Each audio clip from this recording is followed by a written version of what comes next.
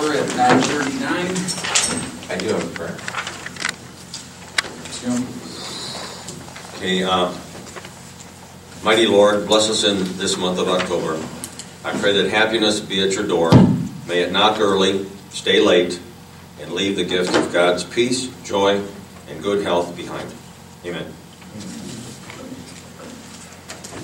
Okay, Jerry? Okay, on October 13th, I approved Job and Family Service, acknowledged the following new hire appointments as the Director of Job and Family Services complied with the Board of Commissioners recruitment and hiring procedures for Brittany Vidmar, Account Clerk 2 replacement, effective August 24th. Paige Daly, Social Worker 2, which was a replacement, effective August 24th. Austin Norton, Maintenance Repair Worker 1, replacement position, effective August 31st. And Christy Crenshaw, Accountant, replacement person, effective September 14th. And for Water Resources, approved the promotion of Jacob Nottingham to the position of full-time maintenance worker to be effective October 15th, 2020, at the rate of $18.17 per hour with a 1-year probationary period.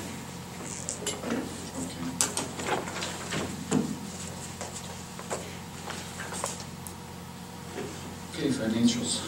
Okay, today's financials include a transfer from the general fund contingency account to Board of Elections to replace appropriations spent from the general fund that are being reimbursed through the Help America Vote Grant.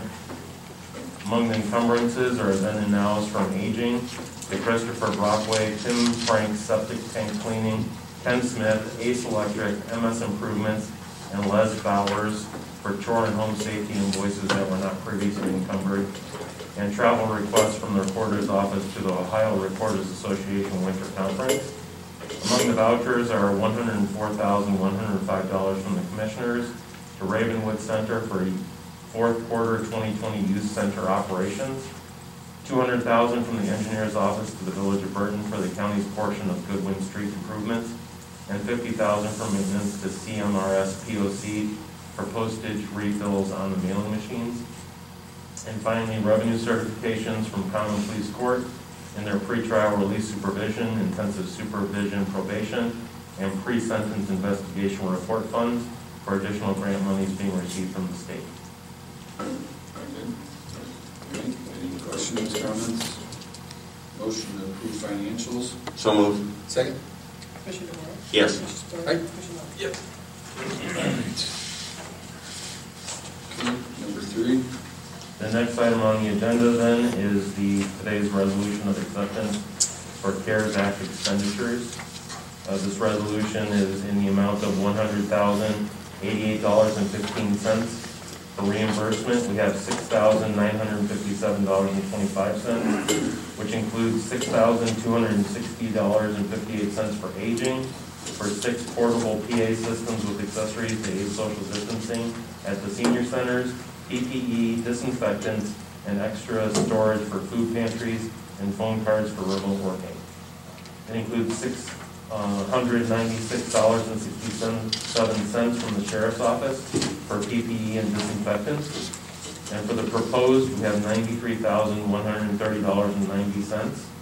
And this includes $49,750 from aging, for the purchase of 2 Jeep SUV vehicles used to transport the elderly to out-of-county medical appointments with leather seats to be able to disinfect the interior and prevent cross-contamination of daily occupants. We have $18,367 from Common Pleas to replace old podiums, tables, and chairs to ensure the ability to clean and disinfect the furniture as parties, individuals depart and arrive for hearings. $908.22 from the Coroner's Office to replace 3 office chairs with non-porous surface versions to permit the cleaning of seating surfaces. $8,378.06 from the Dog Warden to purchase 3 laptops with accessories to facilitate remote working. $3,513.95 from the Prosecutor to purchase 2 UV sanitizing devices and 1 data storage array to allow for the access of stored forensic images while remotely working. And finally, $12,213.67 from the Sheriff's Office to purchase 2 video conferencing systems one for the conference room and one for the briefing training room to facilitate social distancing and remote working. Okay. The two Jeep SUV vehicles, are those replacing vehicles, or is this an addition to their fleet? I believe it is in addition to. I can speak to that, I'm sorry, I can speak to that. So the vehicles we are presently using for the out-of-county medical transport have about 80,000 miles on them. What we will do is they will be in addition to our fleet, but we will rotate that for our staff to use to run errands, mailroom. So it's fleet management, it will be in addition, but we'll be able to better manage our current fleet. So we'll have additional vehicles. Correct. Rudy, who runs my program, will look at, we have been utilizing some of the Impalas and the escapes from the sheriff's department as well to supplement my staff travel. He'll be looking to see if we can put any of those on auction and replace it with some of the cars we're previously using. So the vehicles that are the older vehicles, are those still going to be used? Those that are not going to require excessive ongoing repairs and maintenance, we will utilize those. Because what I want to avoid is having a bunch of vehicles, because we're not leveling off or staying, we're getting bigger. Every time we add more and more and more, we're getting bigger. Right. More to maintain, more to take care of. You know, if we're going to auction those vehicles off and replace them with these two new ones or something, I can understand, but to have now, you know, hypothetically 4 vehicles and 2 of them are just going to sit around while the 2 new ones are being utilized, that doesn't make sense either. Right, we will be looking to replace our, like I said, the handy down from the sheriff's department with the ones that are currently being used by out-of-county medical, and then utilizing these vehicles that can be wiped down and sanitized frequently for the client. So are these Jeeps like, when I see Jeep SUV, I mean, that doesn't seem like something elderly are getting up into a Jeep, is that? Yes. Yes, like it's Jeep? a good height. No, these are the small Compass. SUVs. These are the Compasses. It's like mine. Okay. Yeah, these are a So- Compass. okay. Correct. Okay. So it's a lower, and we also use a stool as well. We always have one on hand for all of our clients for any of our vehicles. Okay. And so the thinking is that you're going back and forth with medical appointments, and so there's lots of people throughout the day Yes. potentially in this vehicle. So at present, what's happening, because we have a cloth interior, we're having to spray it down, wait 20 to 25 minutes while it is no longer damp, and then put the next person Okay. in. So there's this longer wait period, we're not able to schedule as quickly and efficiently right now. Yes, do you have a Yeah, question? one question of clarification. You mentioned 80,000 miles. Was that for each vehicle or combined mileage? Some of our vehicles have 80,000 miles, some were, I don't have each and every mileage breakdown, but I did talk to my transportation coordinator and I said, one of the newer, the Terrain, I said, one of the Terrains that we just purchased a couple of years ago, how's our mileage? Because it's over 80,000. Okay, so at least one has 80,000 Yes. is what you were saying. Yes. Okay. So we know we will take that one, transfer it for staff usage, and then we would certainly utilize one of the Jeeps for the out-of-county medical, both of them. So we'll be looking at all of our vehicles, looking at how we can manage them. We did just auction a vehicle off as well.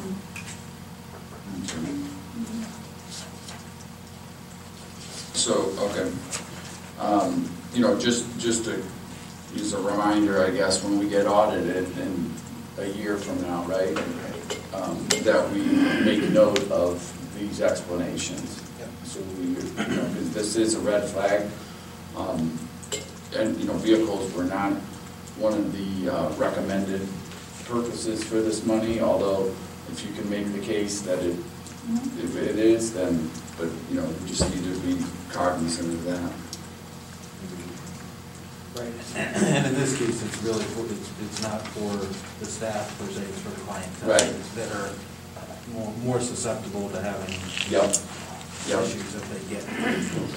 Okay. Okay, motion, please? So moved. Second.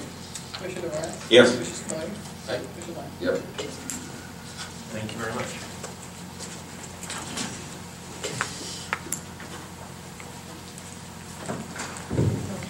The next item that's on the agenda is requesting President is to execute the formal termination of amended and restated base lease and amended and reinstated lease in regards to the South Franklin Circle project, their revenue bond series 2012A. Did they approve? Their 2012B was paid off previously and they refinanced. The remainder of A, this is to complete and pay off 2012A. Okay. This is regarding the Judson. Yep. So do I have a motion on that? I so move. Second. Commissioner Rea? Yes. Commissioner Spillier? Right. Jones?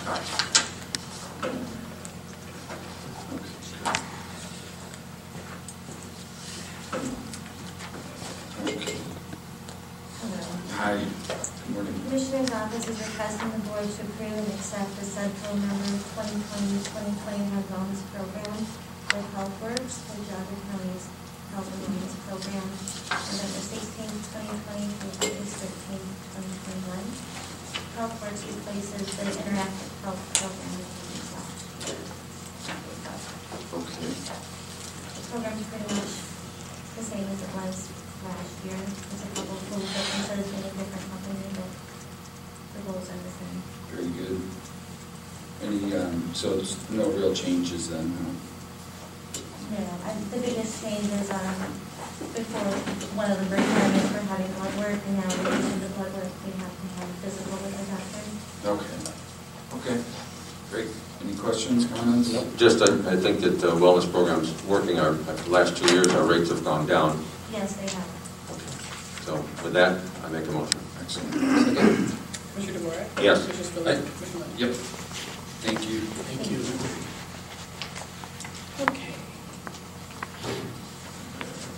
This next item is a resolution amending the original resolution number 20-100 to remove Dollar Bank as a public depository and redesignating the 5 other public depositories for the next 4-year period of active monies.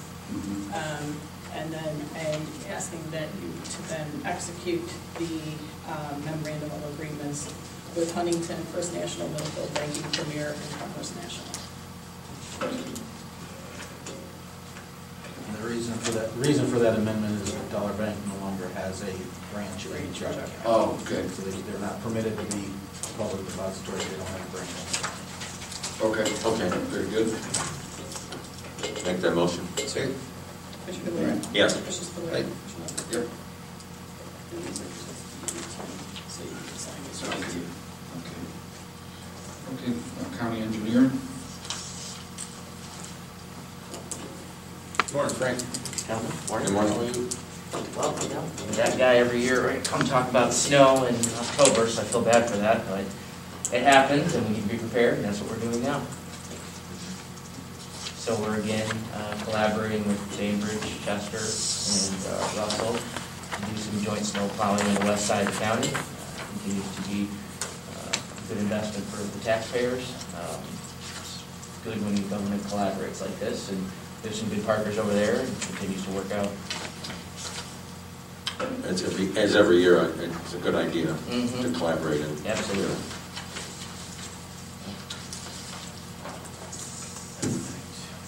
These are a reduction from last year's as well. Oh, I mean, that's- good. I make that motion. Second. Commissioner DeWark? Yes. Commissioner Spillier? Aye. Commissioner Lennon? Yep. And that was 8, 9, and 10. Correct. You gentlemen. 8, 9, and 10, yes. Thank you. Have a good day. You as well.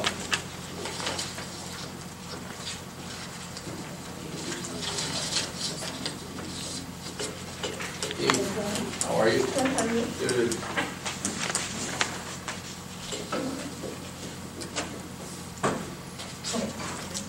So number 11 on your agenda is a replat of Railroad Estates. Sublot 7 and 8 is located in Bainbridge Township on Route 306, the west side, just south of Washington Street. It was approved at the September 10th Planning Commission meeting. Pretty straightforward lot consolidation of those sublots. The total is going to be 3.5177 acres with 300 feet of road frontage. Any questions, comments? Looks good. Motion, please. So move. Second. Commissioner DeWark? Yes. Commissioner Lennon? Commissioner Lennon? Yep. are you? Good, how are you?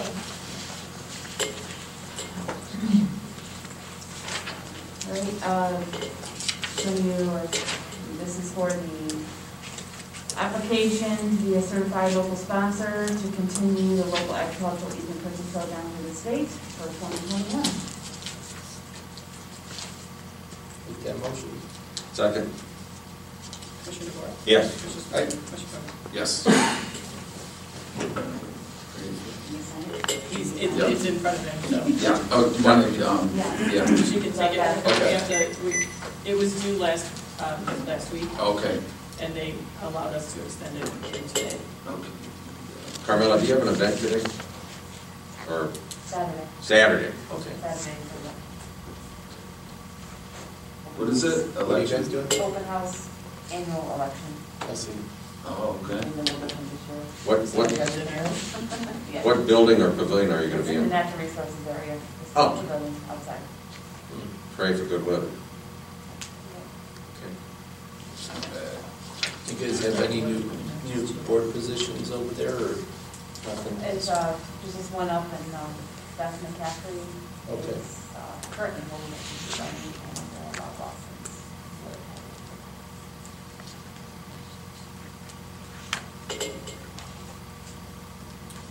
It's getting tired. Sorry. Yeah, there's a pile today. Great, thanks. I'll send you a copy. This one's for Linda. Yes, that's the plat, and they- you each have a little marker in front of you as well.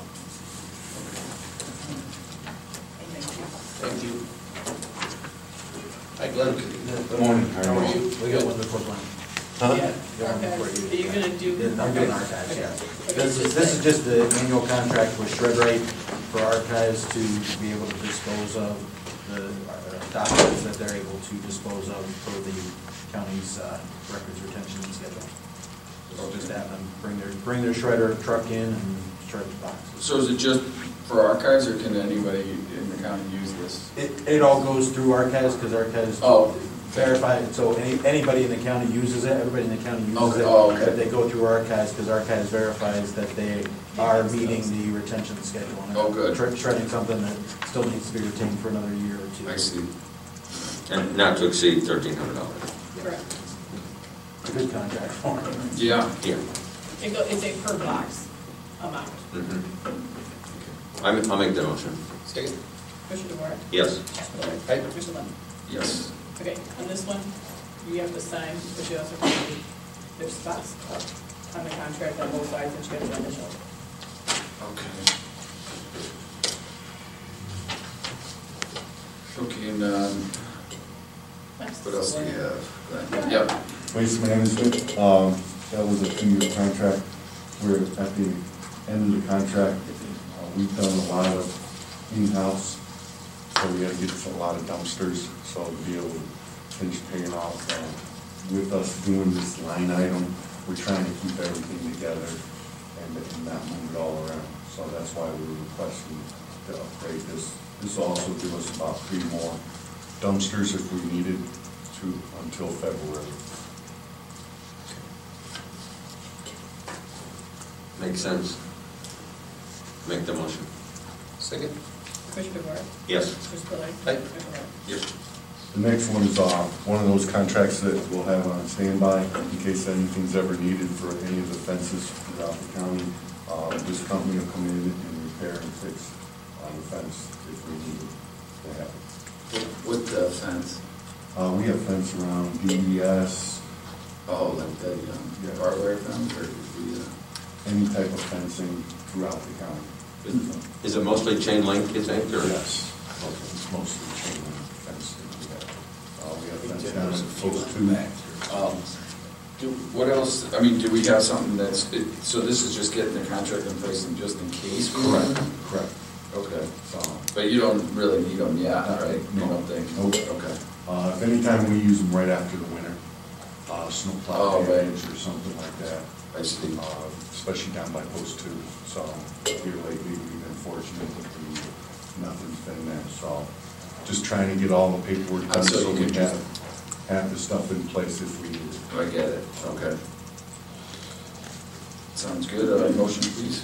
Make that motion. Second? Commissioner DeWark? Yes. Commissioner Spillier? Aye. Commissioner Lennon? Yes.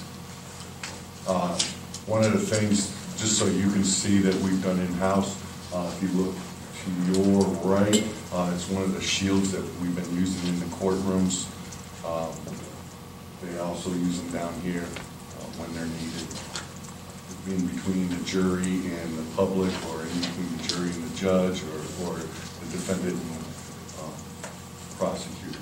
So those are used throughout, that we built in-house and got them, so, And that's plexiglass. yes. It's not, it's another step of plexiglass, so plexiglass is very, very hard to get right now. Yeah. So, as we all know, so, they are used a lot out there in the courthouse. We have about 5 or 6 of them up there right now. So what are you looking for? Nothing. Oh, okay. Okay. Trouble. Okay. He was going to put it in a first round. Oh. I was gonna put them right up front. Oh, I see. But it's, They are not bulletproof. Oh, good. well, then, you'll need that one. Yes.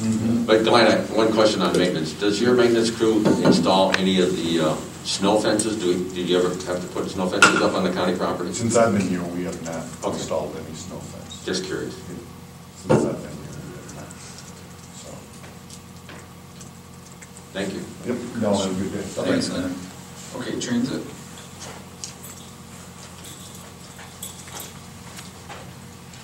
Good morning. Good morning. How are you? We're good. This one's pretty simple. It's a contract from 2020 that you guys approved for my 2020 budget because the CARES Act came in and they gave me separate money. They're just extending that contract from 20 to December of 21 instead of December of 20. So it's just extending the date to use the same funds that we approved last year. Okay. Did you get separate CARES Act money through the Fed? They're paying for our operating and our capital maintenance. Oh, really? So they do not know anything about it, but they are covering that from the rides, they cover the rides that were free. Yep. They- Early, yep. they So is pay that for- over, the free rides? Yes. Yeah. October 1st, we went back to. October 1st, To okay. pay rides. How much did you receive CARES Act money? Average is about $80,000 a month is what we've been getting. Okay. I mean, it fluctuates depending on our expenses, but that's what we're averaging. Good. Okay. Motion, please. I make that motion. Second? Commissioner DeWark? Yes. Commissioner Spillier? Commissioner Lennon? Yes. Great. Thank you much. Thank you, appreciate it. All right, water resources. Good morning. Good morning. Good morning. Okay, we are requesting the board approve and authorize the president of the board to execute the request for partial payment number 9 for Workman Industrial Services Incorporated for the Auburn Corners wastewater treatment plant upgrade and Troy Oaks pump station conversion project in the amount of $131,692.68. How's that coming along? It's coming along, it's about 90% done. Uh-huh. So we're getting to the bottom here. Yeah, partial payment 9. Yeah. Okay. Next week, people are gonna be out there doing the startup on different parts of the equipment. Oh, yeah? Good, okay. Very good. I'll make that motion. Second? Commissioner DeWark? Yes. Commissioner Spillier? Aye. Commissioner Lennon? Yes. Thank you. Great, thank you. Okay, Department Development. Good morning. Good morning. This morning, I'm asking for the board's permission to advertise for the permission of program coordinator. You'll recall this position was vacated back at the end of May, so it's a replacement position. It's been open for approximately 5 months. And we're asking, we ended up in a hiring freeze at that point, so we're asking permission now to go back and advertise for that position. Absolutely, okay. We did advertise for this once before, right? Yeah. Not since the freeze. Not since- No, because the individual who left that position left. But we never did get it out though, right? No, we No, didn't. okay, okay. I'll make that motion. Second? Commissioner DeWark? Yes. Commissioner Spillier? Aye. Commissioner Lennon?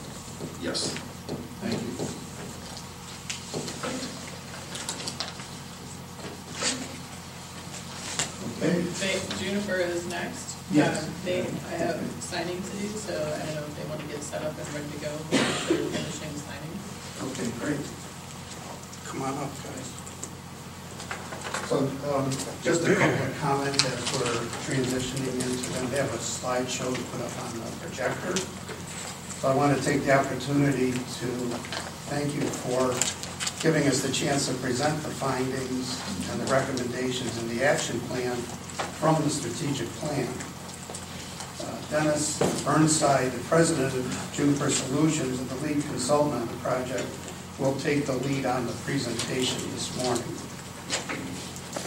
We contracted with Dennis and his team at the end of 2019, so it's been almost a year to begin working on the plan. From the very beginning, I just want to say that their team has been very helpful providing guidance and assistance on a variety of real estate and business development issues that go beyond the scope of the work of this project. So as an example, Dennis took the lead recently speaking with the UH Medical Center management team on their master plan development and how we can work together for potential development of that entire site, which encompasses hundreds of acres. More recently, they provided land value estimates on a project that came before the county on a potential development here in town. They also weighed in on repurposing abandoned real estate in the county when that issue came up. So, you know, I talk to Dennis just about every day to his dismay. But I just want to say publicly, I'm very grateful for the cooperation of this team. So thank you very much. Dennis is joined today by three folks. Scott Pollock is the Senior VP with Juniper Solutions. Amos is Niansky, you all know. He's a partner and principal with Envision Group that's working with Linda on their plan. And Jennifer Six is president of the Insight Group, an affiliate of the Welty Building Company. She's here this morning. They are co-consultants on this project for us. Then one final thought, that in addition to presenting this information and these findings, I've asked Dennis and his team to really share their assessment of what economic development can mean to us here in Geauga County and what it will take for us to get fully engaged in this type of activity. So with that, I'd like to turn it over to Dennis. Thanks, Dave. Appreciate that. First of all, on behalf of the team, I'd like to thank you for the opportunity to be engaged with the county and the commissioners and your stakeholders. David stole a little bit of my thunder because I was going to say that in addition to our formal team, David, we consider part of our team. He did speak almost every single day. And I would say that you have to give David credit, at least we do, for pushing this forward. The COVID situation provided some speed bumps along the way, but David did a really terrific job in helping us go over those speed bumps without too much damage. So it's been a great experience. We're not quite across the finish line yet. This is probably one of the last official acts we need to do is to present it. There might be a tweak or two here that comes out of this discussion, but we have provided the final the report to David in almost its final form, and we'll probably wrap this up completely here very, very shortly. Should I wait for you to do this? So I can go. Thanks, Glenn. We have about 23 or 24 slides, and we invite and suggest that during the process you ask questions. We prefer this to be a dialogue as opposed to a presentation, so feel free to jump in any time. Just real quick, we introduced the team already. We had a project kickoff. Back in October, I think, is when we officially got started. Our process included a number of different levels. We did a lot of desktop research, and there's a lot of data in the report that we presented. You'll see some of that today, but today is more of a narrative of where we think you are and where you, if you choose to, move forward from economic development. The stakeholder community outreach was ongoing. As I said, we had ongoing interaction with David. The good thing is that we leveraged the planning study with Envision and AMO along the way, so that made this process a little more efficient in a number of areas. And, you know, we're not going to dwell on COVID. It is what it is. It slowed things down a little bit, but we still did this right, irrespective of the fact that we slowed down just a little bit. And where we are today is that we're just about at the finish line. And as I said, after this presentation and a few more tweaks, a few more T's to cross and I's to dot, we'll present the final product. So along stakeholder engagement, we did a number of presentations and meetings, some one-on-one, some with larger groups like Destination Jaga, the Township Association, and GGP. But in addition, we met with individuals that are noted there on a one-on-one basis. Conspicuous by its absence is the fact that we met with the commissioners towards the end of the process individually, and I apologize if their names aren't on there. We'll make that addition when we get to the final report. So I think it's important to understand what economic development is. And if I could step back for a second, our job here was to assess and make recommendations. Whether or not the county and the commissioners and the stakeholders go forward is your call. It is, we're agnostic about that. Our job was to assess. And in the contract we signed, it was stated that the primary goal of the plan is the retention of existing jobs and the creation of new jobs in the county. There's some additional specifics, but when we look at economic development, it's, without going through this whole thing, it's the creations of jobs and wealth and the improvement of quality of life. And the process includes growth and restructuring of an economy to enhance the economic well-being of a community. And this comes from a number of different sources. This particular definition comes from the International Economic Development Association, which is regarded as the gold standard in terms of professional organizations as it comes to economic development. And the main goal of economic development is improving the economic well-being of the community through efforts that entail job creation, job retention, tax-based enhancements, and quality of life. So I share this with you because the contract we signed with you aligns very well, coincidentally, with what the professionals in our world view as economic development. So I think you're well aligned in terms of what your goals and objectives were stated in the agreement we signed. And we're going to lose a few pounds going back and forth. So part of the process was to do a SWOT analysis: strengths, weaknesses, opportunities, and threats. So I'm going to get some of my teammates here to jump in so I don't do all the talking, but we're going to go through this and then go into some of the specifics and then to some recommendations. So I'm not sure which one of us did the strengths. Was that you?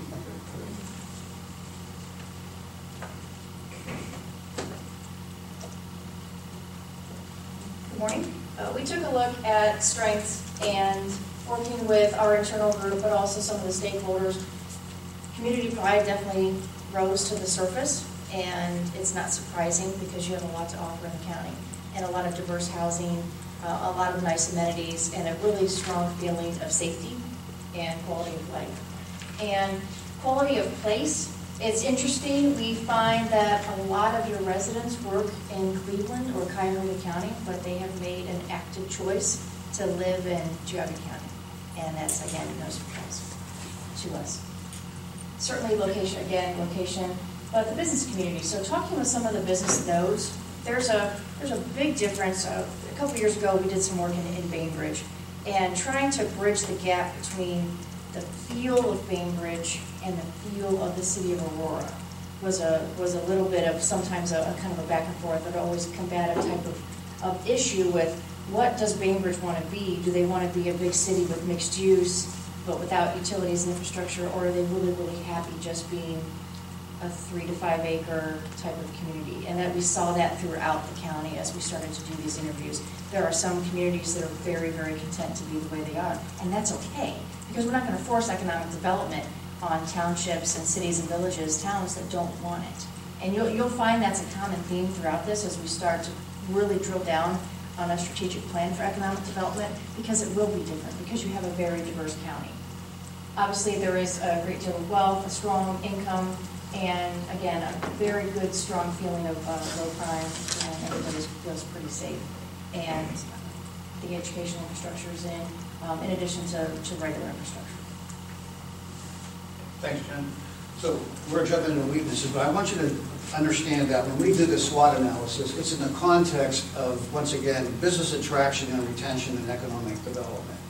So you're going to see a few more bullet points here under the weaknesses, because we think these are the areas where the county needs to do better if, in fact, you decide you want to play in the sandbox of economic development and be competitive with surrounding counties. Not just here, but throughout the United States. So please don't be put off by the fact that there's a lot more weaknesses than there are strengths at this point, because I think the good news here is that we've identified these. And if you choose to go forward and be competitive in economic development, these are the things that we think you can fix. Right. So, these weaknesses become opportunities. Yeah. And as you go towards an implementation strategy, putting those types of weaknesses into an opportunity makes a lot of sense. You want me to run through the weaknesses? Yeah. Okay. All right. So just kind of taking through the list here. One, for the first bullet point, one thing that we definitely rose to the top right away was just a consolidated resource for available properties and infrastructure. Responding to any company that's going to be looking at relocating to the county in a site selection attraction project, availability to, or actually I should say, the ability to respond quickly to their real estate needs, their infrastructure needs, and having that mapped out in a clear consolidated resource is really essential to winning any sort of project. The economic development and attraction game moves very fast, and your peers and competitors to the county are actually moving fast. If I can interrupt for 1 second. So one of the things I should have stated up front is that we looked at this process through the eyes of a site selection consultant. That Scott and I and Jennifer are also in the site selection business. So what that means is that we represent corporations, companies large and small, as they look at the opportunities to locate their facilities, whether it's office space, whether it's manufacturing, whether it's distribution, whether it's retail. We represent them in terms of how they look at our community. So we're not biased, but that's the vision we take when we look at these things. So everything that we talk about today is through the prism of how a site consultant and therefore a corporation, a company, would look at Geauga County. So I'm sorry. No, that's an excellent point. No, that's absolutely right. That's how the lens that we're looking at it from. And I think in our report we mentioned one of our recommendations would be to really form kind of a rapid response team that responds to these inquiries about relocating to the county, water resources, economic development. David, a group that's ready to jump and act and provide information quickly. So I say that because it ties into kind of bullet point 1 and just having that available. And we've talked to David at length about different mediums to consolidate properties and to put a centralized database of what's available. So we've gotten into that a little bit. Centralized economic development agency and efforts. Obviously you have GGP, you have Geauga County Economic Development. Again, how can those kind of work closer together to actually provide more of a single point of contact resource? To Dennis's point, what we see with your peers and other counties and regions, there's always a single point of contact for economic development when a company comes in. So just having that clear, concise message of who to talk to, who to go to first, is important. So there's... one of the things that we'll talk about later is that your website. And when we do our job, and Jennifer can probably attest to this, is that when we represent a company that's looking to move or relocate or consolidate, our first entry into that, understanding that community, is our website. And it's desktop research. Many times the communities we're looking at don't even realize that they're under consideration. So their website has to be crisp, it has to be relevant, it has to give us, back to Scott's point, who do we talk to? Who's the concierge that's going to walk us through this process? Your website doesn't do that. And that's one of the things that we'll get into a little bit later, but one of our recommendations is that your website really doesn't do your economic development efforts justice at all. No, that's sorry. Yeah. Can I address number 1? Because putting things into further context, we're an Ohio company. So we're really well-versed and aware of what's available in Ohio, and we know the players to go to, and we know how to talk to people.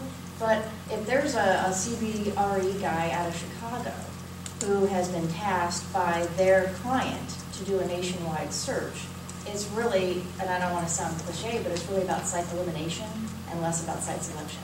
They've got a couple of weeks where they're just going to be nope, nope, nope, nope, and then drilling down into like a final 10, and then a final 4, and then doing site visits. They don't have months to wait for a city, and I've been on the city side, I've worked for municipalities that have said, oh, we don't know where the water infrastructure is, or we don't know what the electric load is. We don't have time to spend a month working with AMP, AEP, or First Energy to try to figure that out. It's really important that, and it's really time consuming, but when Jobs Ohio says, hey, we've got a lead for project ABC, you've got to upload it in the Zoom prospector, and if you can't check all the boxes, you don't get considered.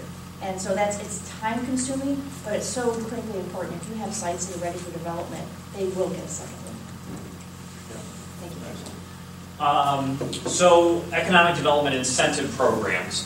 One of our recommendations is having clear, concise programs already in place, so you're not coming at it from a reactionary perspective when a project actually might come into town, but having those thought out, in place, approved, and kind of off-the-shelf incentive programs that you can pull right away to offer companies as an incentive to come to the county. Non-existent and underdeveloped marketing materials, again, kind of to Dennis's point with the website, whether it's collateral materials, marketing materials, websites, having that ready to go is imperative to be able to respond and to market the property or county appropriately. Multifamily and workforce housing, we'll get into this a little bit more, but there is a lack of workforce and multifamily affordable, not affordable in the sense that we would consider, we're thinking affordable. This is more workforce housing that's priced appropriately for their incomes. And also with multifamily housing too. So we don't have a lot of dense residential that's going to attract new workforce, new labor, millennial workforce, younger generational workforce to the county. So we get into that a little bit more as we get in. Emil has looked at the zoning. Again, we have large lot zoning, not per se what the new workforce, new generation wants right now. So we get into that as well. Utilities, obviously everyone's aware of some of the challenges that the county has with utilities, broadband, water, sewer. We have some recommendations and some thoughts on that in the report. And again, also the transit and accessibility piece as well. Just getting workforce to the employers is imperative, and bringing workforce in from other areas. Flat population growth. We have our younger generation actually leaving the county to go work and live, so there's a brain drain within the county in an aging population. Market perception that the county is not business and development friendly. Obviously, we know that's not true.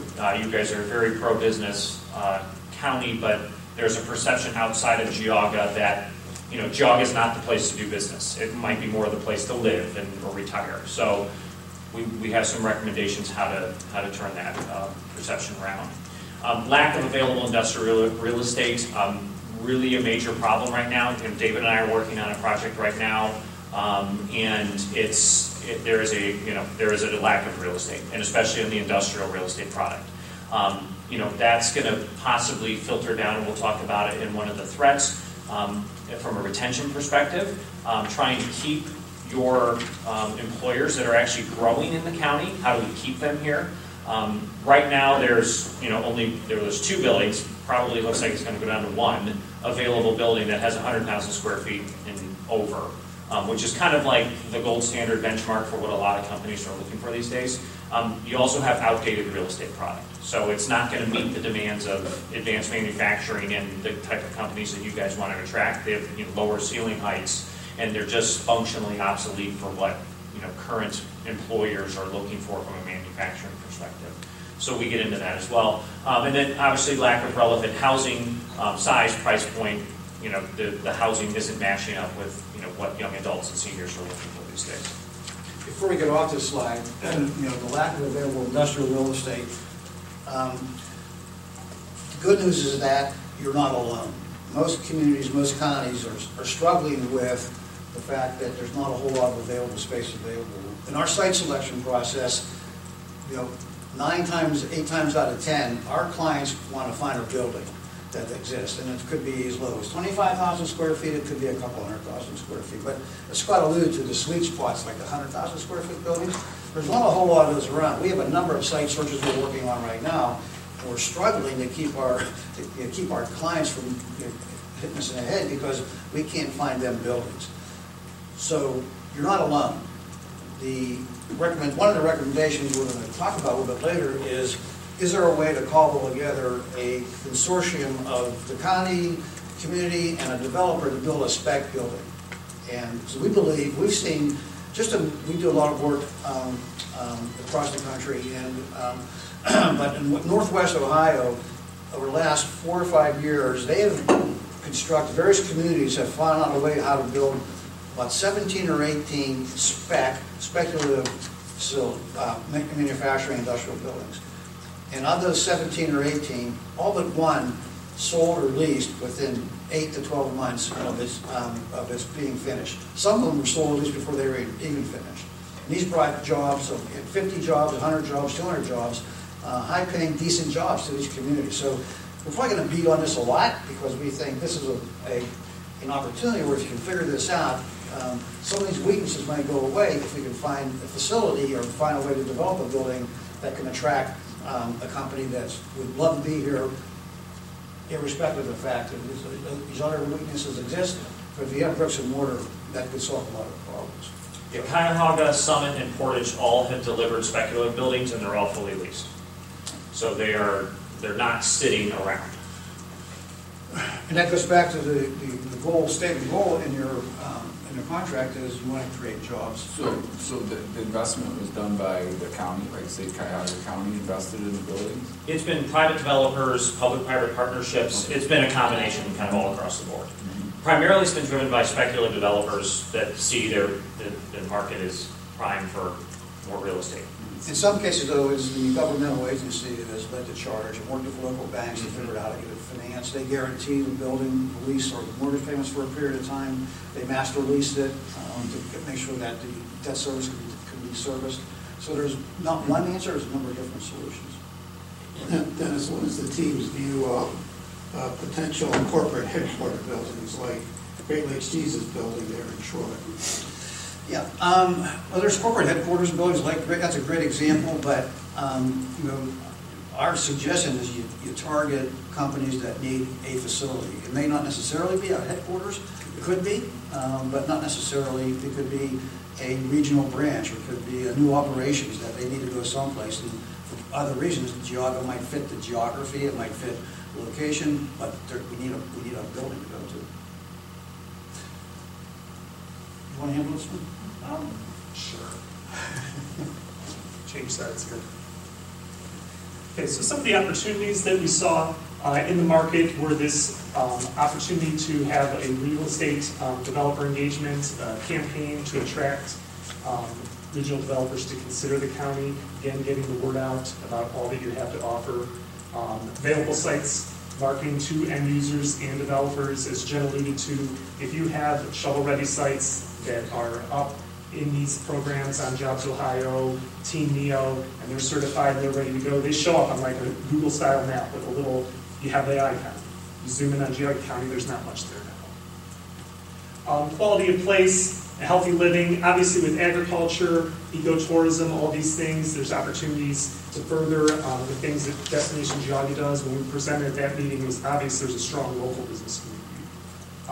Enhanced partnerships in eds and meds, UH, and Kent State. Scott, I don't know if you wanted to add anything there with what you've been up to. Yeah, no, I mean, really nothing more than, we've spoken with those, those institutions. We understand that, you guys know we're talking to university hospitals about their campus. Organizations like that can be catalytic to the change of a county. And further engagement with them, partnerships with them, all that is, a tip of the spear for development and further economic growth in the county. So, leveraging their strengths, their powers, their contacts to that, will obviously filter down to economic growth within the county. The conversation we had with UH at the suggestion of Commissioner Lennon was really robust. It was, they were excited, they were engaged, we had the right people on the phone, David helped set it up. I will tell you that, I guess one of the things we say is the low-hanging fruit is get in front of those guys and figure out how to do a project together with them. They're dying to do a campus-like setting. They have some buildings that are real functionally obsolete. They want to figure out what to do with those and build new stuff. If anything we take away from today's presentation is exercises that, saddle up the folks at UH, and I would partner with them. And we're happy to help in any way we can, but we had a terrific discussion with them. That was, Commissioner Lennon's suggestion. So you're doing the comprehensive plan, right? And I'm sure a lot of these things you're seeing, and how are they lining up with, say, the results you're getting back from your survey and then some of the analysis points that you're seeing here? Yeah, it's a great question. I appreciate you bringing that up, because one of the things we saw from the survey is general first one that came out in the summer. We want to maintain rural character. We don't want to grow. 2 out of 3 people said they don't want any more housing anywhere. Right. And then if they did, it was single family detached, which is what we have in the bigger lots. So that, can be a challenge with economic development, what these guys are talking about, looking at from a corporate perspective. Interestingly, we did see over 60% of people said they support the county bringing in jobs for corporate office, professional, and light industrial. So people saw the value of bringing in and enhancing the tax base. I think it's a matter of where we do it and how we strategically place it. And a lot of it's just utility driven. Obviously, the roadway network, you don't have interstate access, so you have to be strategic, whether you're up to 422, whether here being close to 90 and 44, those type of things. We have to be realistic about it. Middlefield kind of pulls from that Warren area. So I think it's a matter of, you said it yourself, where does the plane land in Geauga County? And I understand each local government has their ability to make their own land use plan and enact their own zoning. But if we can find out from those localities who is looking for some of this stuff, it doesn't have to be everything. You don't have to necessarily have an industrial park and a little bit of denser housing. Chardon could supply the housing. Another rural township could have the industrial park. Sure. Everything doesn't have to be in one little municipal boundary. But it's just a matter of matching up those needs and desires in the right places. Good. And I just want to point out, at this point, to Abel's point, our planning department is going to be instrumental in this. You brought it up about the plan. Linda and Maria are going to be instrumental in helping us unroll this plan on where we can look for development sites in the future, where it's feasible. So she's on the team. And I think it's a good segue into the workforce housing. I was just going to touch on that for a moment, because we've talked about these denser housing types, and obviously they'd be only appropriate in certain places. The vast majority of the county will remain really as it is. But these guys are looking at it from a corporate site selection standpoint. And one of the first things corporations ask is, where do people live? Where are my young professionals going to be? Where's somebody who's an empty nester going to be? What's affordable? If it's a light industrial job, we're not saying these are low-paying jobs, but they might be a little bit below the affordability for those big lots in Geauga County. So you're a victim of your own success. And you don't want, to not be in the community. You want that. So it's a balancing act of figuring out where that goes. Your median income is about $93,000, and I would say from your population. So the question is, if I'm out of school, I graduate, and I get a job in that $75,000 range, and I want to not only work here, I want to live here, I want to keep my commute time short, where do you go? That doesn't mean, to Abel's point, that's low-income housing. That's housing for workforce, right? Yeah. So, big challenge, but also an opportunity. Because we've heard some people say, we're on a liberal agenda here. We're trying to have equity and all these things. We're looking at it from these guys' standpoints. They're trying to check jobs. And we heard it from the cities. We heard it from developers, builders. That right now people aren't looking for the big lots. They have a tough time moving them. The economics don't work. They want smaller lots. So that's a challenge. Doesn't mean you have to go rezone and change who you are, but it might be a frank discussion. You have a decision you have to make whether you're going after some of these businesses. And if you do decide to create a more dense community, that will bring with it the necessity to have additional jobs, because they will demand additional services. They'll demand restaurants, they'll demand a grocery store, they'll demand a dry cleaner. And if that stuff doesn't already exist or isn't within a good drive time, those things could actually be created. So you're looking at creating a community, not just a suburb. So, the other thing I had a question was the Job Growth Partnership. I'm assuming you met with them. Did you all sit down with them? Number of times, yeah. Because, you know, that is a, you know, or has been an issue, I think, is, you know, as far as point of contact, right? You know, like they're maybe talking to, they've got different opportunities and deals going on that, frankly, we're probably not even aware of until they need something from the county, maybe, right? You know, so what was their understanding or take on all this? I think that we have not shown them the report, but I think in our dialogue with them, we're probably aligned with their vision of what the county's challenges are and opportunities and weaknesses are.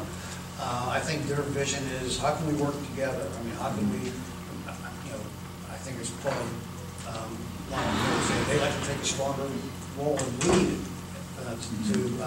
in job creation. And one of the things we talk about in the report is, how can David's department and GGP work more closely together? And that's, you know, there's a lot of probably nuances to that, but, you know, having David's group and GGP go in different directions makes absolutely no sense whatsoever. You can figure out how to make it work better. How are we doing on time? We can much as you want. Much as you want? Yep. All right. We want to be sensitive to that. Yep. Which one of you guys want to do the rest? So I'll take it.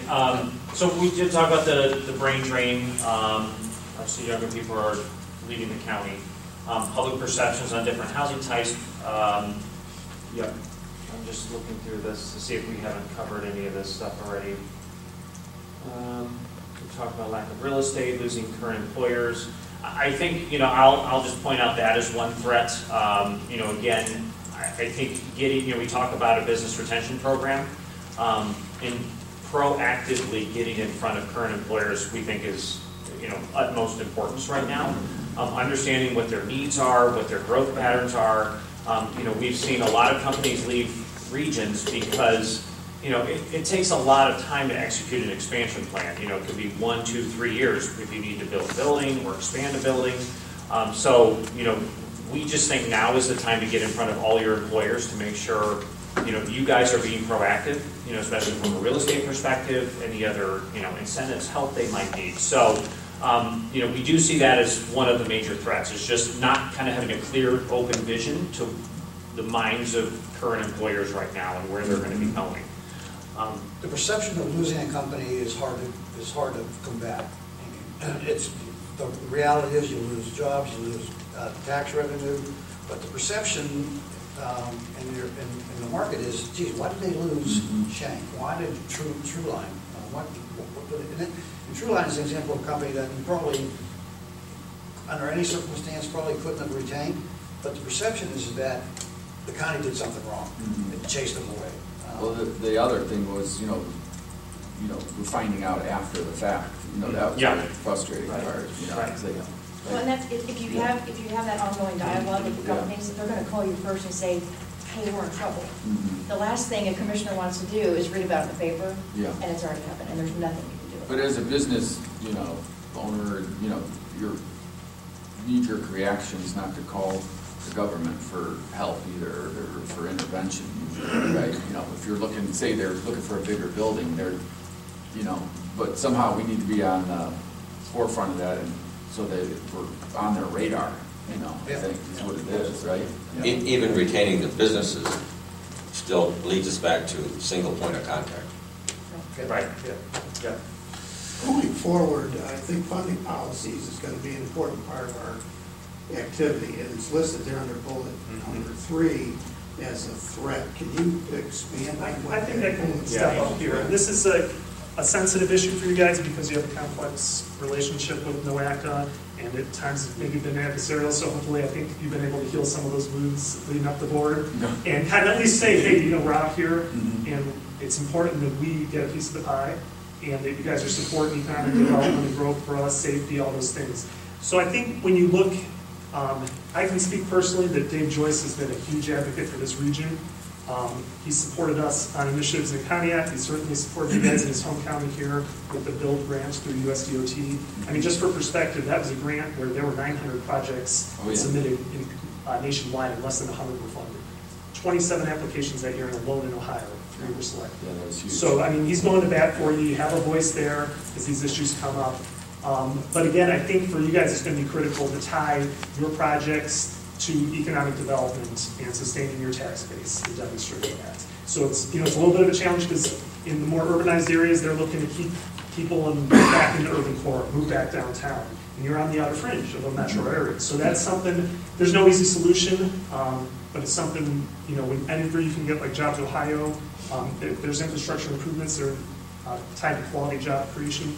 Jen might be able to help you here get a little bit to build that industrial roadway. They're not going to pay for the whole thing. No. But there is I money mean, now. we just, you know, simply just by sheer numbers, we just don't have enough roads or infrastructure that qualifies, you know, to be with NOACA down there. Yeah, and it's the functional classification system. You're right. A lot of them are just county and township roads that don't have a class of arterial.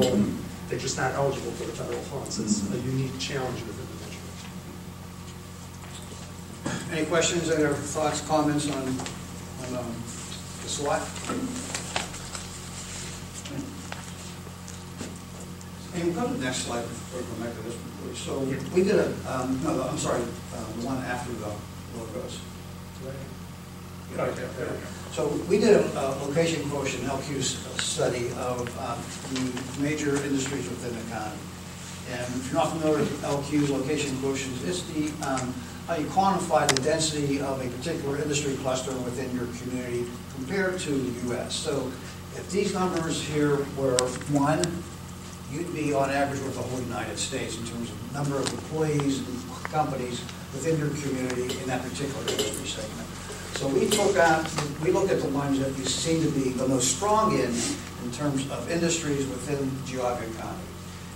And you know, some of these are using the NAICS code or broad, so we've got to be a little bit careful about zeroing in too close. But these are the industries where you seem to be the most strong. And as a resident of Geauga County, I can relate to a number of these that, yeah, I know those guys are here, and yeah, that seems to make sense.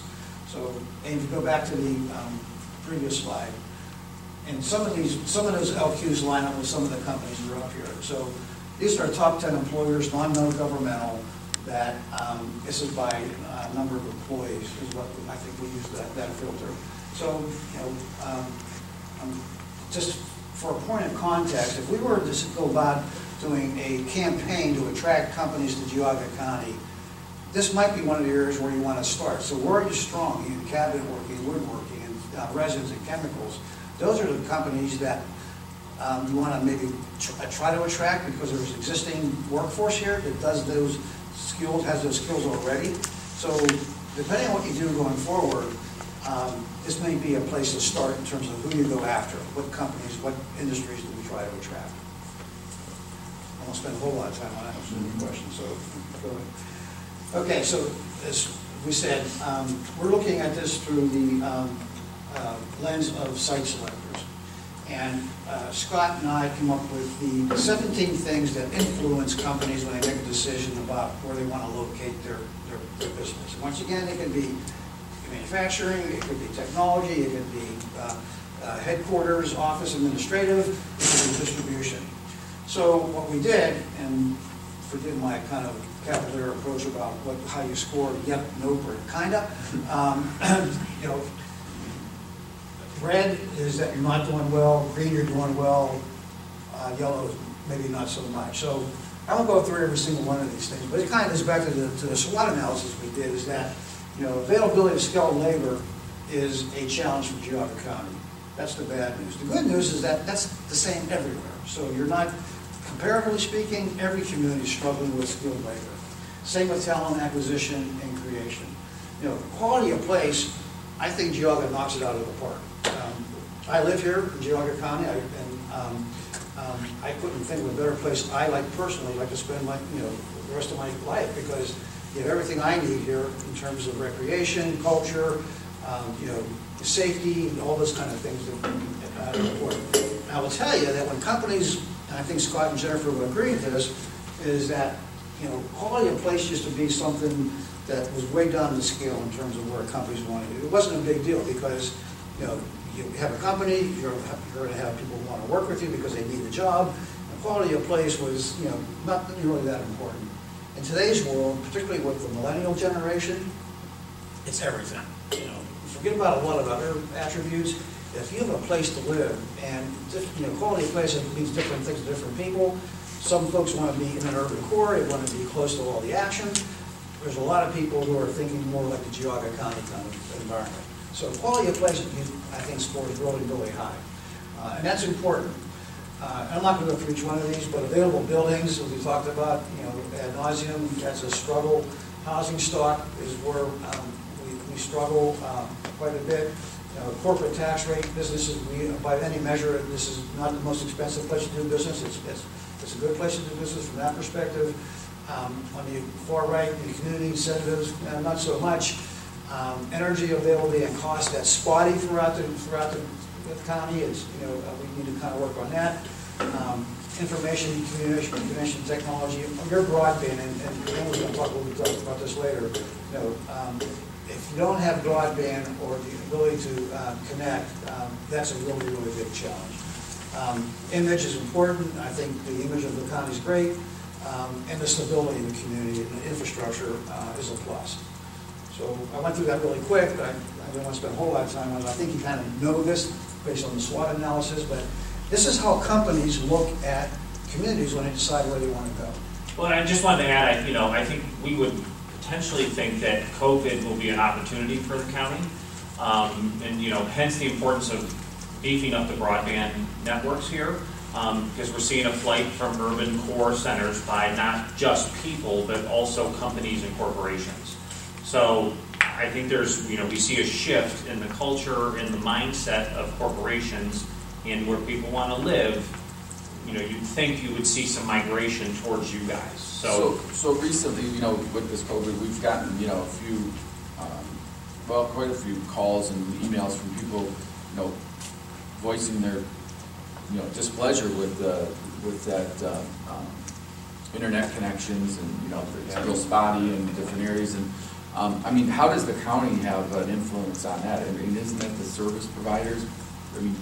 Provide, where there's definitely ways that you could get involved.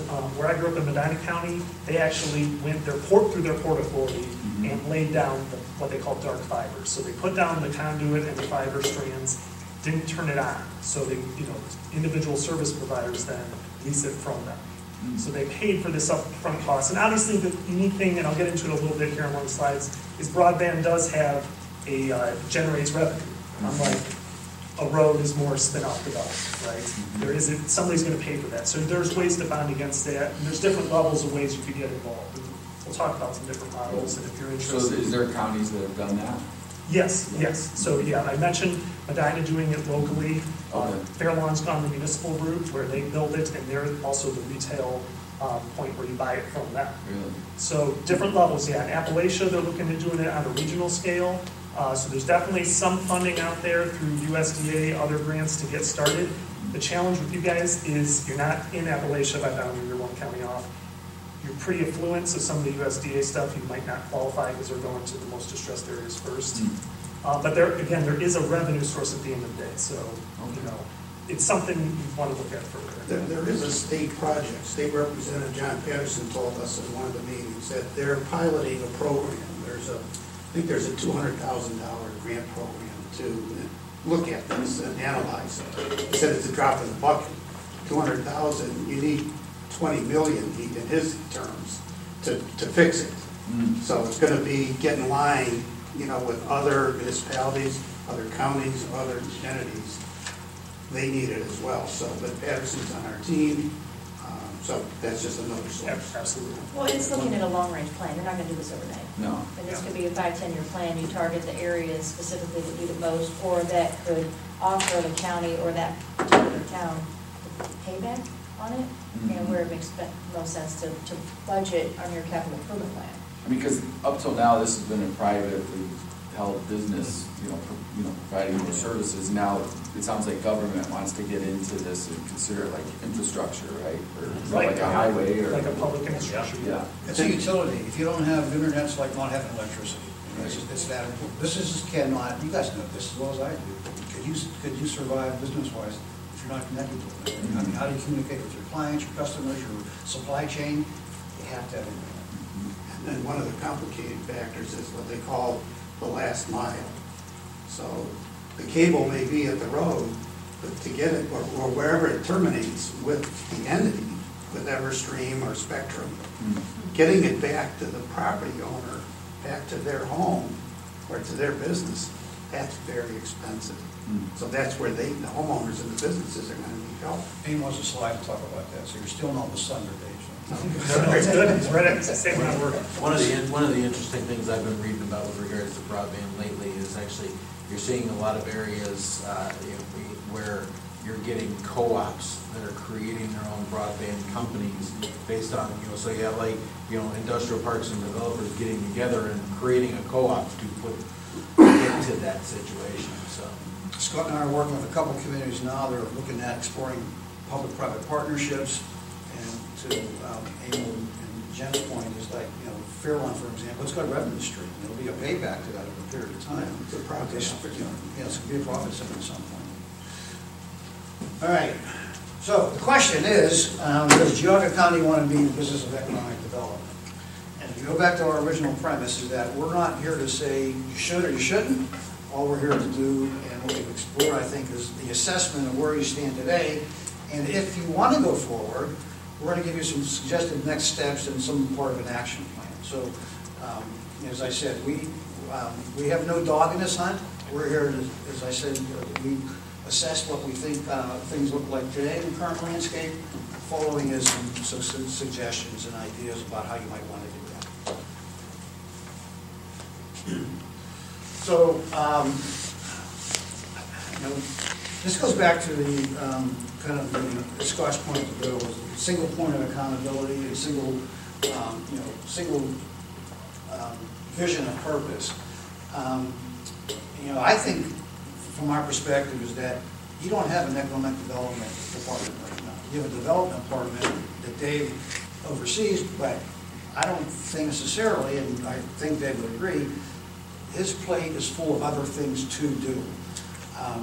But in terms of a pure economic development agency within the county, in its truest sense, and what your competitive surrounding counties have, you don't necessarily have an economic development function that's full-time. Dave wears about 20 different hats, I think, maybe not 20, but a few more hats than one or two. So, if you want to go forward with economic development, you have to commit to that in a number of different ways. And, probably the most important bullet point on here is a more responsible budget. And I don't know what Dave's budget is right now, but one of the things he's asked us to do is, as a follow-up of this report, is to put some numbers, assign some cost to some of the things we're going to recommend. And we're going to be happy to do that. But I think if the county and the commissioners aren't willing to invest, you'll be sitting here saying the same discussion 5 years from now. So more than anything else is investment. But then, subsequent to that is, how you measure success. If you invest money in economic development, what's the ROI? And how's that measured? Is it job creation? Probably. Is it increased tax revenues? Probably. Is it capital investment by other corporations that come and buy a building and buy equipment, invest in your community? Those are how we think you would want to measure the ROI on your investment. But it all starts with supporting economic development, the departmental support. And right now, I think, and I can say this as I'm kind of conflicted here, as I'm a consultant, but I live here, so I'll put my resident hat on right now, is that we need to do better as a community in economic development. Missing anything? No. Okay. We didn't rehearse this, so we're kind of ham and egg in it, so forgive us for that. So, action plan. And these are kind of a list of bullet points of things that you can take off that would be tactical in terms of moving forward. You know, explore public-private partnerships. You know, we just talked a little bit about the broadband. That would be one place I would start. You know, in our meeting with the stakeholders, there was a number of communities that said, we want to be involved in economic development. There's a number of them that said, no, you know, leave us alone, things the way they are. So our suggestion is to create a collaboration of the willing communities that want to play in the sandbox of economic development. And you know, organize that group in a way that can establish a brand, a message, invest you know, in a strategy that could benefit the economy as a whole. You know, I don't think it's an either-or for Geauga County. You don't have to say we are or we're not. There are some communities that want to be involved in economic development. So who are they? I think you guys know as well as we do who they are. You know, get them at the table and figure out how you're going to work together going forward, along with the GGP folks, or whoever you think you want. You know, one of the things we didn't spend a whole lot of time on is your relationship with Team NEO Jobs Ohio. It's pretty weak, quite frankly, because of the reasons we've already talked about. But you know, get those folks that at the table to help you put together a strategy and tactics to get involved in more in economic development. Key development areas, Amy's going to talk about that a little bit later, along with model zoning, infrastructure investments. We're going to come back to that. Marketing and promotion, that goes back a little bit to the website. And you guys want to weigh in here, I'm doing all the talking. But you know, your website is terrible, quite frankly, when it comes to economic development. There's no messaging there, there's nowhere to go, don't know who to talk to. So you know, marketing and promotion is key if in fact you decide to go forward. You know, the initiatives that David's talked about that are related to economic development need to be supported. You know, we talked about the University Hospital development strategy. You know, we emphasized, get on that right now. Do not let that slip past. You know, look at, Jennifer's involved in establishing some joint economic development districts. You want to spend a minute talking about that? Sure. Actually, I'd like to run back to the Team NEO conversation real quick, because Team NEO is not going to knock on your door and say, hey, we're your local government agency, public-private partnership, public nonprofit, private nonprofit, whatever they are, and say, let me help you. You really need to employ their services. And when we talk about site selectors coming to your website, they'll probably go to Team NEO. If you're not engaging Team NEO in that conversation, they're likely to look past some of the opportunities that Geauga County offers. By engaging in their services to help them promote Geauga County is a good resource to use, in addition to working with your local municipalities that want to explore economic development. And there's going to be some territorial issues there from a city's perspective, plus the county. Who's doing the business visits? Don't trip over each other when you decide to actually implement a business retention expansion program. You know, make sure that there is that single point of contact, that you're sharing the same message, but also that you're willing to be collaborative and share that information. Yeah, I think that's a great point. And I will say, we have started to reach out to Team NEO. On a call yesterday, for example, they indicated their primary focus this year is on building partnerships in all the surrounding communities. And that includes joining us, if we want them to, on business retention visits. And, you know, Summit weighed in, I think Lake and Menor weighed in. And so, yeah, that's obviously one of the very, very close next steps for us, building that partnership. And then the concept of JED is if you have willing participants that understand what a JED is, what it can do, what it doesn't do, and then how do you collaborate on that shared income tax? Do you have a willing township?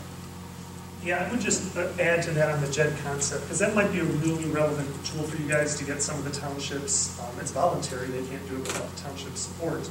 But if you have a development area in the township that's contiguous to a city, the township just has to be contiguous. The actual boundary of the JED does not, which throws a lot of people off. It can be a pretty expansive area, you can create multiple JEDs. If you have an area where you want to develop something commercial industrial, you can impose in that JED, and it's negotiable up to the level of income tax in the city, the municipality. And it can be lesser, and it's only on the income earned in the JED, and you're generally JEDing only things that are income-producing properties, not residential. So you're not imposing a tax on residents, you're imposing a tax on business, on workers, But that's a way, if the township has ambitions to do things and provide a little more services for their residents, you're looking to build infrastructure or market and promotion, those are all eligible uses in the JED funds. And that's agreed upon by the municipality and the JED. What about a TIF, not to get off subject, but would that be something that you've looked at those as well? Yeah, TIFs, Jen can. Right, yeah, I mean, it's really, it's easy to tip something, you know, Because the county, it's easier for the county to TIF than say a JED, right? The county Right. would TIF. Yeah, the county would, a JED I don't believe has taxing, and not a TIF authority. Right, I no, don't think but, Jets can tip. TIF, yeah. right. Okay. Well, But you could yeah, TIF you in can. a, You can TIF in a JED. but not as the JED. Right, You can right. TIF in the JED, for sure. Right, right, so if you wanted to create a tax increment financing, you could create a district, or it could be parcel by parcel. And once you approve it, the clock starts to tick. So if you're gonna do a 30-year TIF, you wanna make sure that you've got some development that's coming along, that you can then begin to capture that increment. And if you decide that you want to keep it all at the local level or at the county level, there are a lot of community improvement corporations that have been created using TIF proceeds.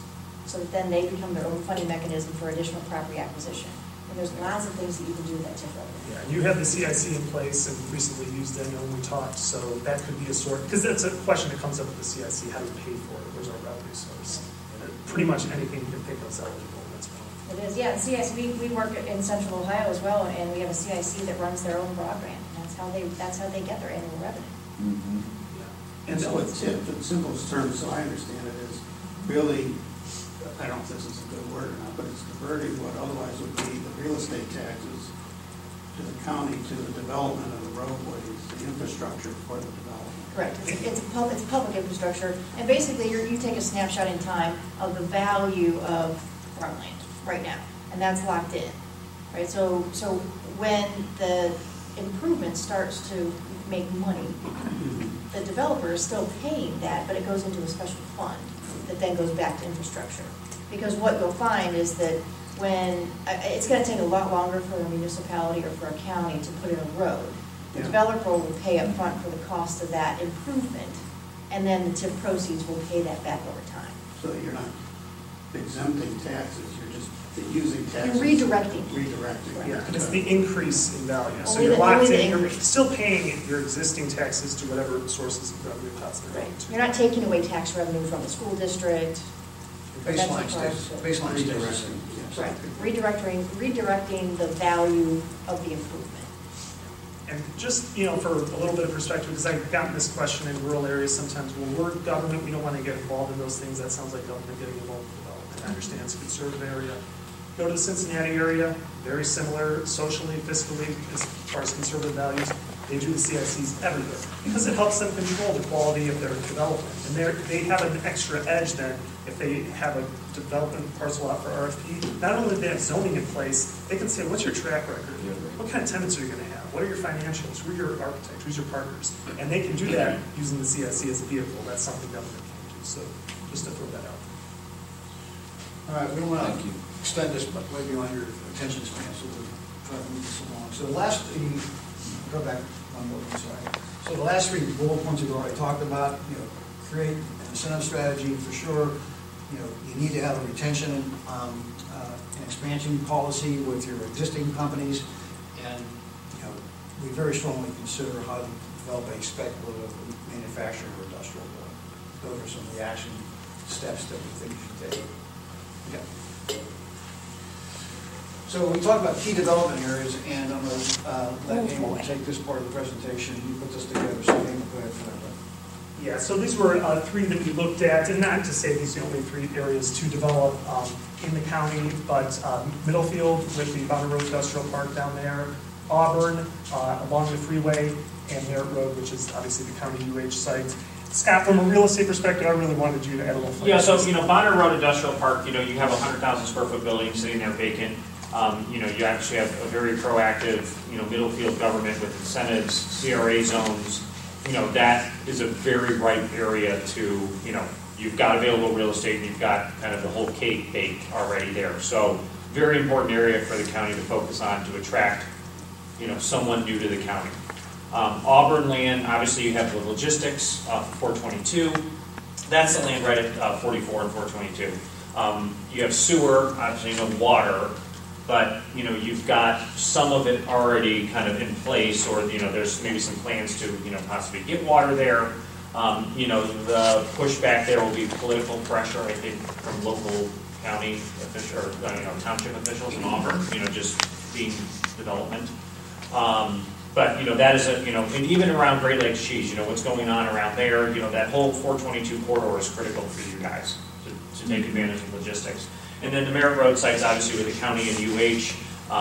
And then again, you've got an anchor tenant, quote unquote, or an anchor institution willing to make development and investment into that area. So the county should really parlay and piggyback on that enthusiasm to develop that area more.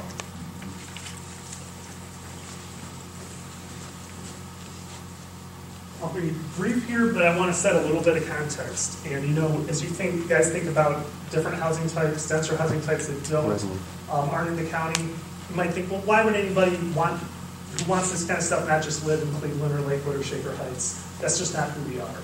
And it's interesting, there's a lot of real estate market data out there that shows that, those millennials who are living in the apartments in Manhattan and then, settle down at some point and have a family, where do they go? They're not going to raise their kids. They need some space. They go out in little, small, rural towns upstate in the Hudson Valley that probably aren't that different than Chardon, Ohio, that have that quality of place, that have some of these amenities and different housing points, but in a rural setting. So just for a little bit of context, there's people that sometimes grow up and they want to get out of the city, but they want, again, some nodes of activity. And it wouldn't be everywhere, but it's something to think about as far as what we're calling workforce housing, something that's market rate, it's not subsidized. We're not trying to solve all the world's hunger problems here, but something that can support the workforce we're looking to build for your companies. Model zoning is a recommendation. It's a best practices. I would consider having some workforce housing or mixed-use development language in there that's sensitive to a rural situation. So if a township on their own decides they want a development like this, they have somewhere to point. This is consistent with Geauga County. You can leave it as it is and it's all single-family big lots, but I'm not sure that's reflective of the market trend in the last 10 to 20 years. Just an idea for you. It's more of a comprehensive language. Modernizing parking standards, real close, quickly. A lot of municipalities, townships, are getting away with their parking standards. They're saying, let the business set it. Because you think business models are evolving so much now, especially with all this grab-and-go things, deliveries. Who's to say government should set, you need X spaces per 1,000 square feet? Some require you to provide a plan that shows your employees and your estimated hourly in and out times, those type of things. But again, this is something that's pro-business, let the market decide. So just something to throw out there. And that's the municipalities more or less doing that. Townships have done it too, though. Northfield Township did it, a little suburbanish of a township, but still, this might be something, Bainbridge or Chester would consider. Oh, I see. Yeah. And it could really go for any type. It could be for an industrial, because that's a requirement for a business coming in. More pavement, more stormwater. Hey, I don't need that much. And they can get a variance, I understand, to go through that process, but time is money, it's unpredictability. And this could be difficult for some of those townships that have that historical, we're just going to go by the Ohio Revised Code because it's easy. We look at it, we look at the requirement, it meets it or it doesn't, we deny it, we adjudicate it, and we go through the motion. So it's really going to take some time to massage this and figure out, is this really what we want? This apparently doesn't work, so I'm just going to continue on that way here. A broadband, this was one you asked about, so I'll spend a little time here. This is kind of in the academic sense from a big picture, different public-private partnership models. Starting on the left here, a P3 framework where we rely on the private side to come in and we're just going to incentivize through, in some places it might be providing right-of-way, expedited permitting, probably minimal tax benefits you can give away there, where the private partner would come in, build this, operate and maintain it, provide retail service, almost just like a normal provider would today. So low risk from your standpoint. Challenge for Geauga County, I'm not sure that public incentives are going to tip the market enough when you consider your density and the fact that you have a large Amish community, and they're probably ignoring that area for a reason when they see there's a lot of homes that won't use broadband.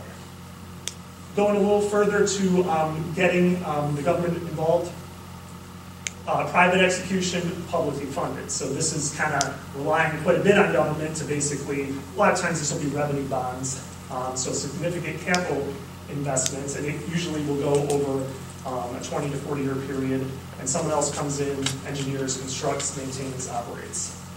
The challenge here now, the risk is, well, what if it's not as many people as we anticipate sign up and use this high-speed broadband? So that's kind of the other end of the spectrum. Kind of the medium, where you probably would want to start, given your situation, is to have some level of shared involvement and risk with a private partner.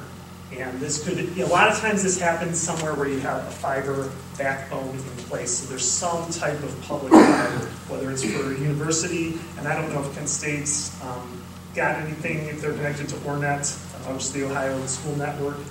If any of the hospitals who might be kind of an institutional partner have somewhere to start, or even just municipalities for some reason have fiber. Sometimes they do it for traffic signals coordination. They use that as a starting point and let people kind of piggyback off that. Here the challenge could be that you just have a lack of physical broadband access to start with. But at some point, I think, a next step for you guys would be to do a small feasibility study, and I don't say that because I do this. It would be a more technical firm that has the expertise. And we have one on the comprehensive plan that could probably give you a little more guidance if this is something you're interested in looking at as far as market rates. You mentioned the last mile, David. You kind of have your backbone, which is your main trunk line in. You have this middle network where we start with our major employers, our CRA, industrial parks, UH, schools, and then you have that last mile getting to actual houses. Some areas like Northwest Ohio, you can shoot the last mile through wireless towers. They're spread out. Northwest Ohio, pretty flat, not a lot of trees. You're sort of rolling, not Appalachia, but trees and farms. It'd have to be looked at to see if you could, because that does keep your costs down, not laying down the fiber and having the tower.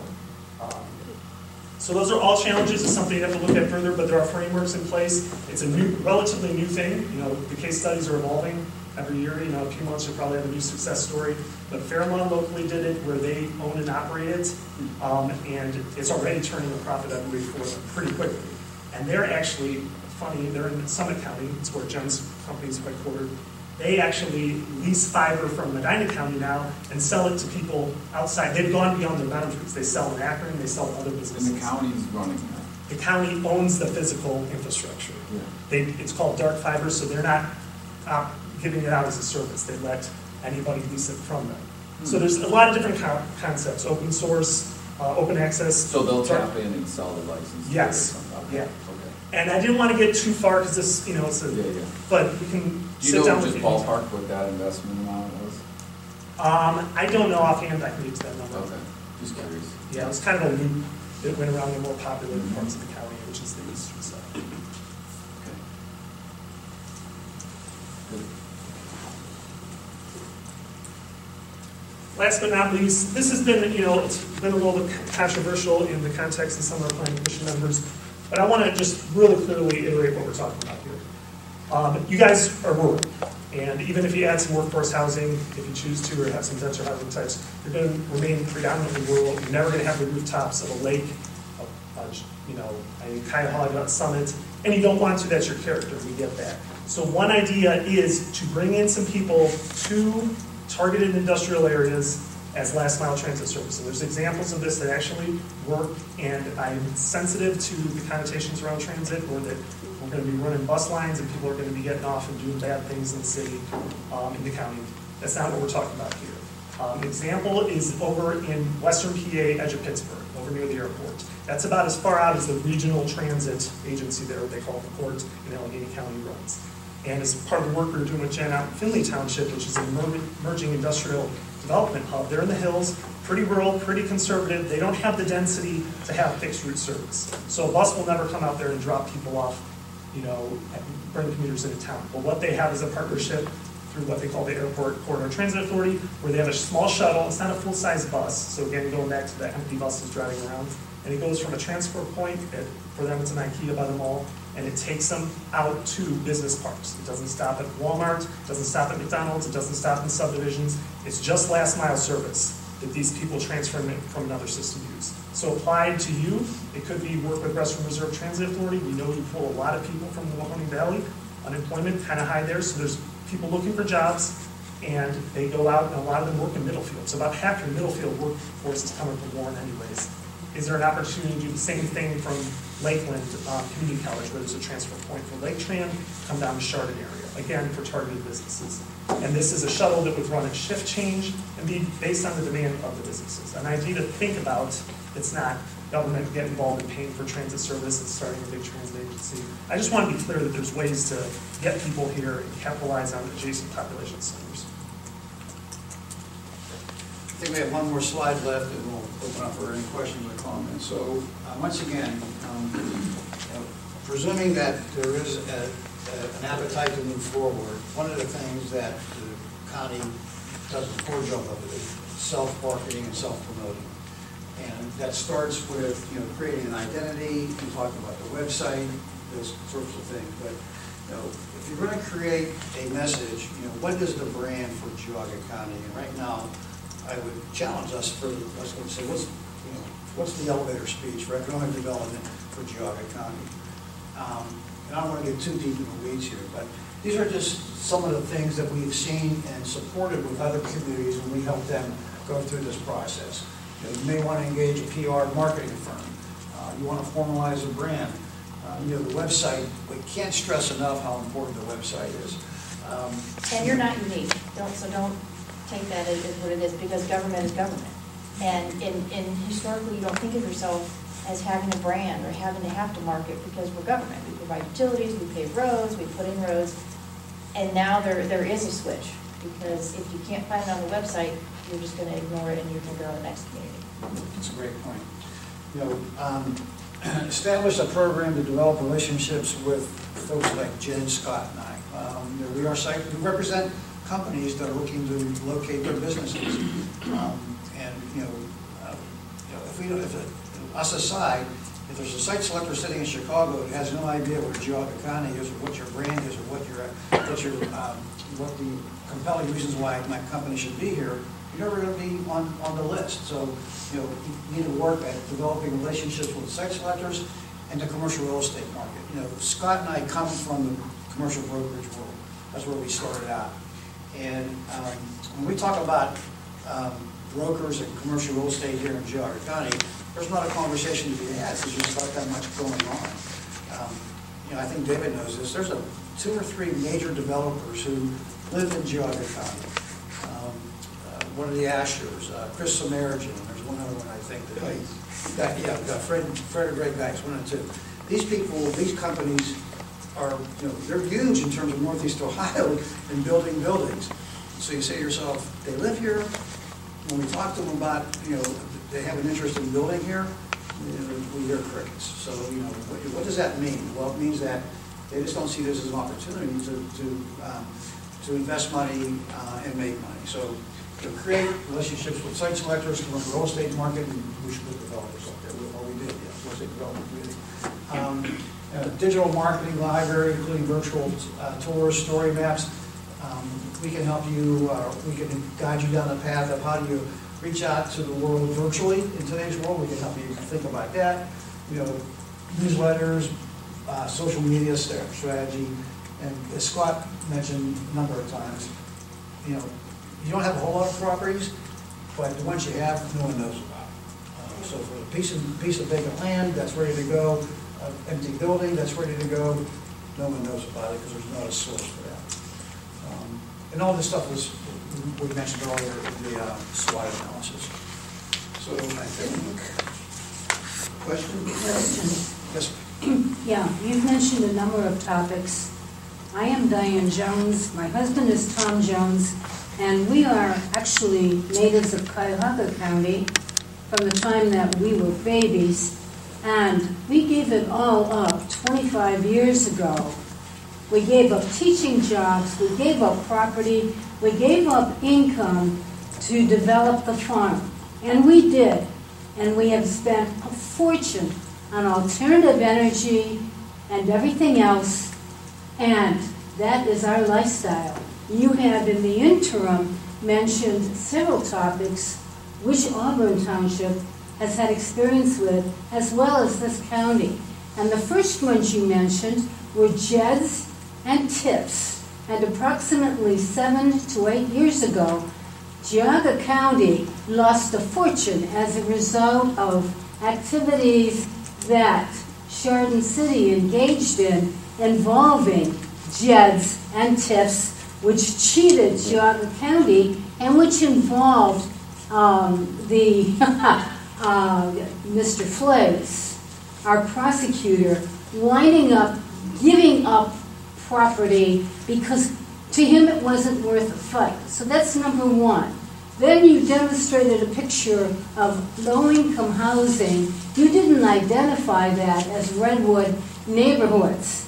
Back in February, Auburn Township had an experience with Auburn neighborhoods, which drew approximately 300 Auburn Township residents who wanted absolutely nothing to do with it. And I hope you're not talking about Auburn property, which is largely still farm property and which we happen to revere. Okay, unless I was once told by the county auditor that I was sitting on a gold mine because it's 20 acres. I'm not interested in a gold mine. I'm interested in the health and the welfare of my lifestyle, and I certainly hope that these county officials certainly use their judgment and not just watch your step as to who you get involved with, because there are counties, and several of them are on the Planning Commission, who are very protective about their community interests. Okay? There are some of us who are still active and we value this lifestyle, and I hope you don't forget that. And I'll thank you for those comments, and I'll just point out, ultimately, the land use is controlled by the township. They have the authority, so. Yeah, but you were talking about. These are plans and guidelines, right.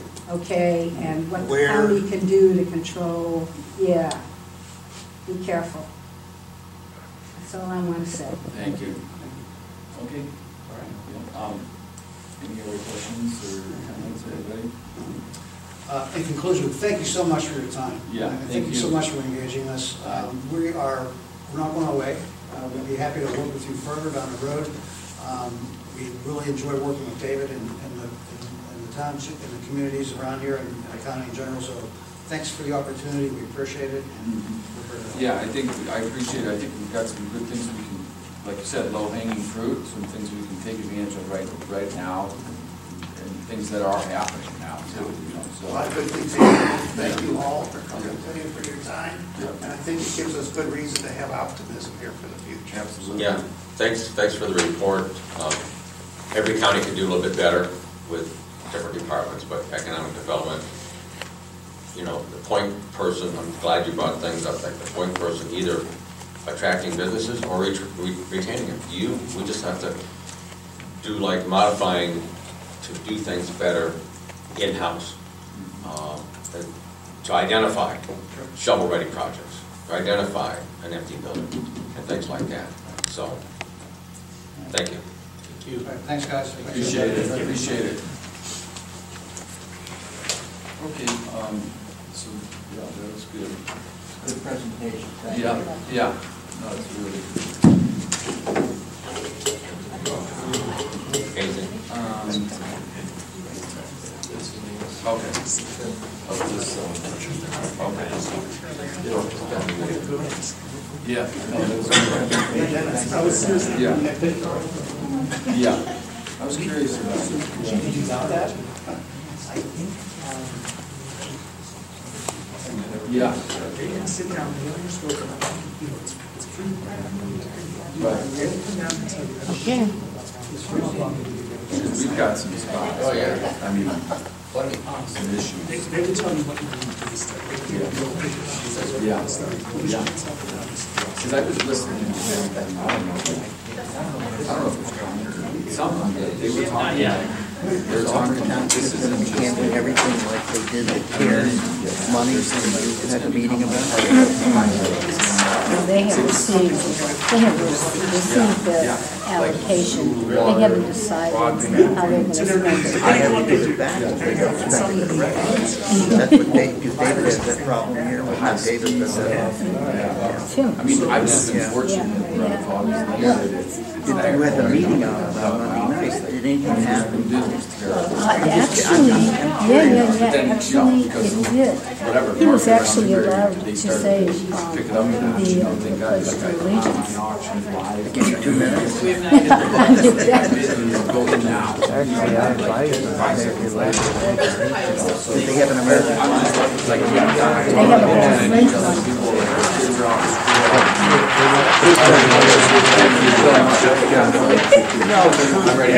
That's the reason I eventually settled here. I've lived all over the United States. And you've lived in different places too. So you know it's important. We have lived in more developed areas. I make a motion to adjourn. Washington DC. I'll second that. But these guys are pulling the same shit. No, I'm gonna talk to Linda.